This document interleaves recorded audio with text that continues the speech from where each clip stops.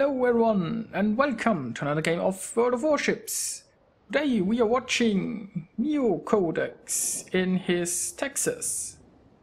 He is on the map Big Race in a standard battle. And well, it's a tier 5 battle. That's great news. There are two carriers, but you know, the Texas has one of the best anti-air armaments in the game, so I don't really care about that. And there are only 2 destroyers, so it's looking pretty decent. Now, as always, I got this replay from wowreplays.com, and I will put a link to the replay in the video description. There is also a new feature on WowReplays. I will put a link how you can upload replays if you want me to see them. And yeah, I mean, I'm always checking out the new uploads on WowReplays anyway, but if you want to specifically submit something to me, you can use a link in the replay description.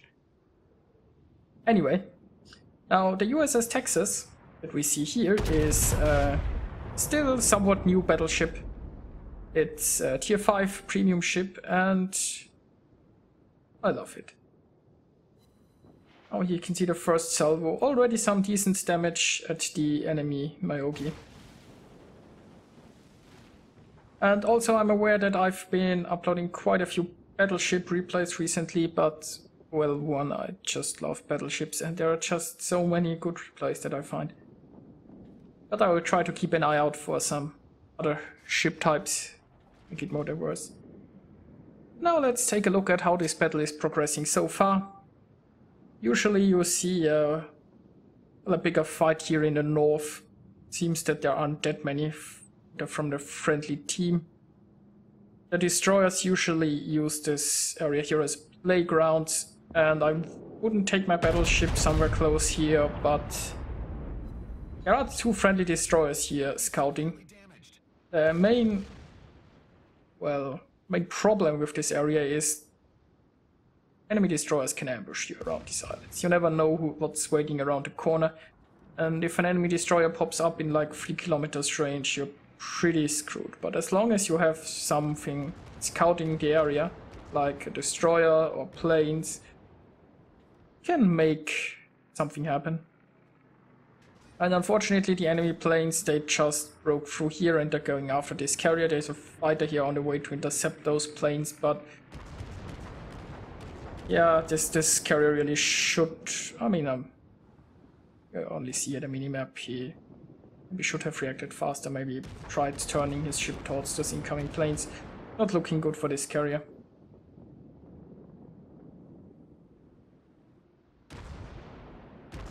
Well, he's still alive, I guess. No, he isn't.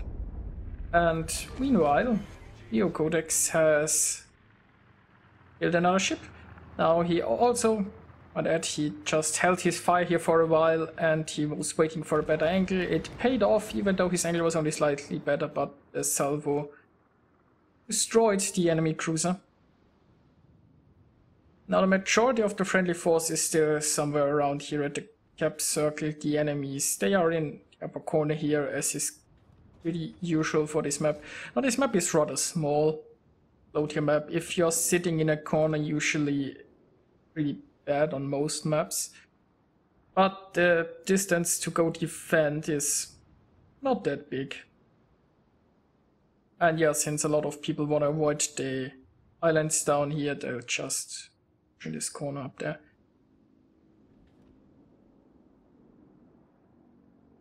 So far the teams are somewhat even. The enemies have 1 more ship.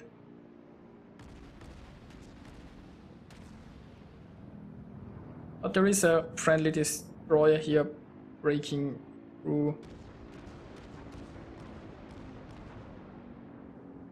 And it seems like the enemies really have committed everything to this upper corner here.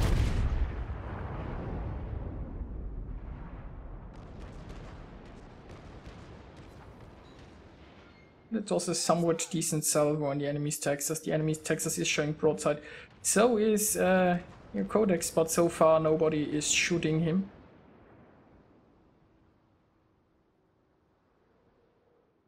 But a friendly destroyer decided it was probably a bit too risky to push in there. There's also an enemy destroyer here bending the cap, so maybe he's going area hunting or something, but he will be spotted by those planes, and that's a problem. A carrier can't really hurt you.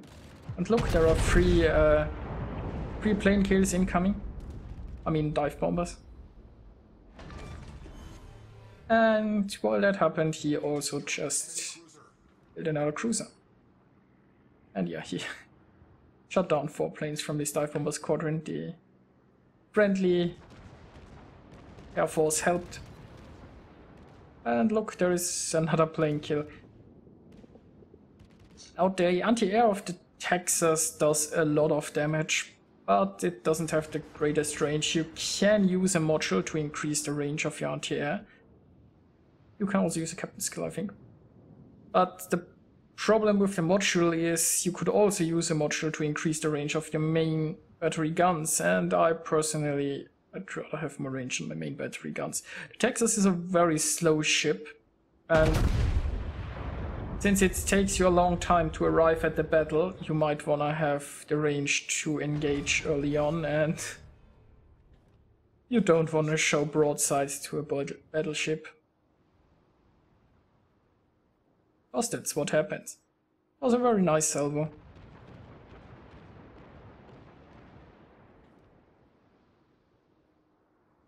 Now, the enemies had the advantage here in the upper corner, but they never really pushed through. I guess they were scared. That they were getting capped from behind or something. But at the moment I don't know, they seem to have a somewhat coordinated push up here, and now they just... whatever. Now the friendly team on the other hand, this destroyer is still pushing, even though he was spotted early on by the planes. And, well, the position he's currently in is probably gone... yeah, he's dead. There are way too many ships who could shoot him at this position, and if he gets spotted there, then... unless he has smoke ready, he's pretty doomed. Look, there is a enemy cruiser, and he's beached himself while showing broadside at 6.8 kilometers from a battleship. And he got really... he's very lucky to still be alive.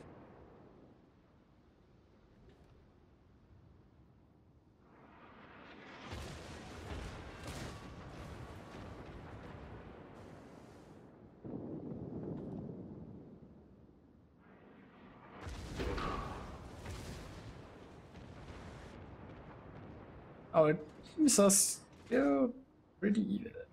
don't think the Kuma will survive the next salvo. He is still showing broadside. And yeah, he got lucky again, I guess. Gotta be careful, the Kuma has torpedoes. So there are probably, yeah, there are torpedoes in the water.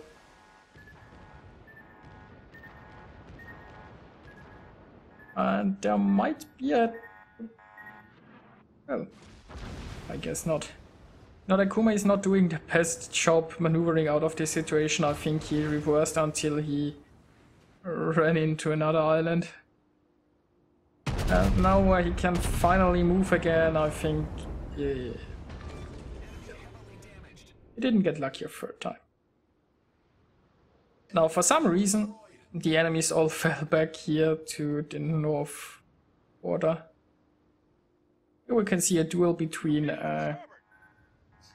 destroyer and the Texas. My money is on the destroyer. I mean, these ranges. Kamikaze should not have any problem killing the Texas. Also, the turrets of the Texas turn really slowly, so you'll have trouble keeping them pointed at a destroyer. The secondaries also don't have a lot of range, and they aren't that great. Here come the torpedoes, and yep, there goes the Texas. Now unfortunately, this friendly battleship here is a little bit far away, so he's not really in a position to support the team. This destroyer, he just dealt with the Texas. He will take some time to come over here and support.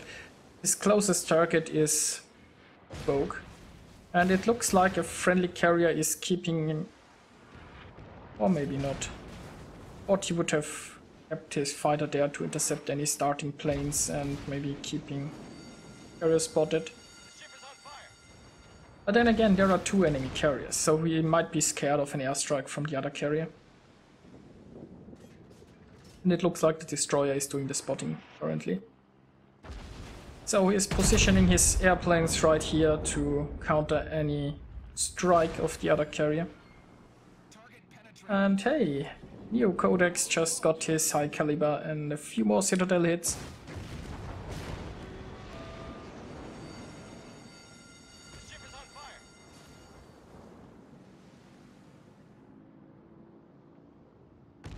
He had to turn his ship around here. He really wants to wait for reinforcements to arrive.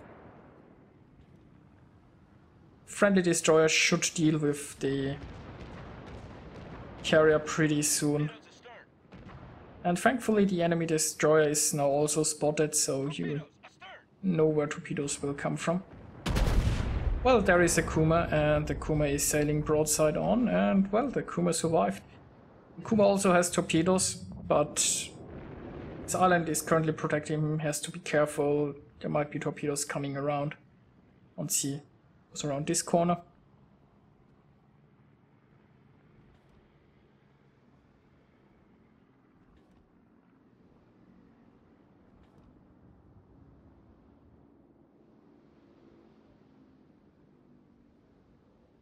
.8 kilometers. The Kuma is pretty close.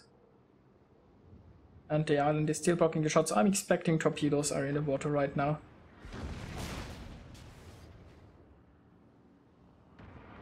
Yeah, those turrets, they just aren't turning.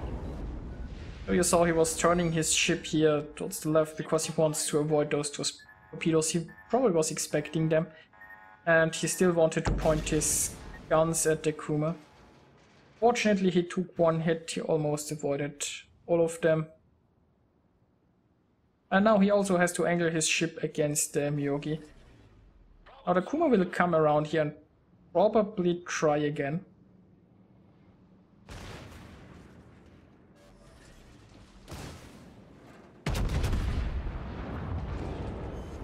Well, that took care of the Kuma. Now he's currently showing his broadside to that Myogi, which would be rather fatal.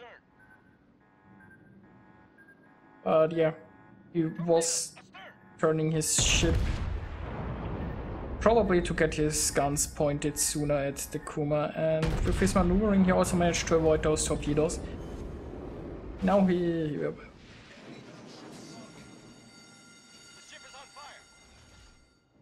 dealt with the enemy battleship, so everything's fine. Only a destroyer and, well, a carrier alive.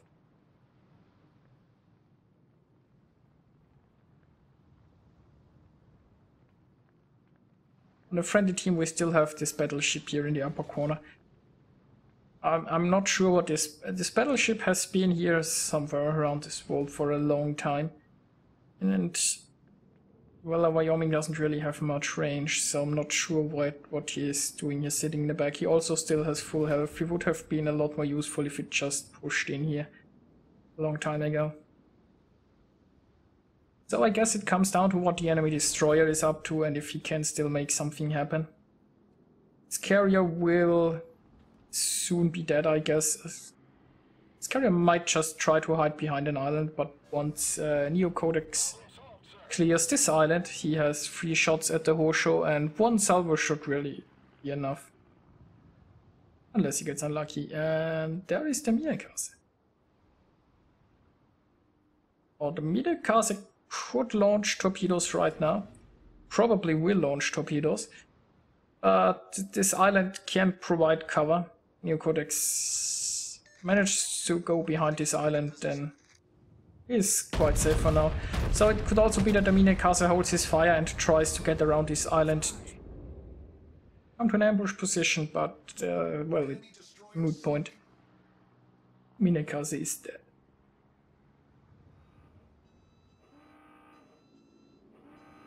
So now all that's left is the Hosho, and I don't think the Hosho can do anything. I'm not sure if he has much planes left. There are friendly fighters in the air and... well... 5 bombers are on the way. This salvo could end the game. And it does. Now let's look at the results. That was like 2,725 base experience, 8 ship cures, 5 planes, and I think like 172,000 damage in a tier 5 battle. Well, does that call for some music?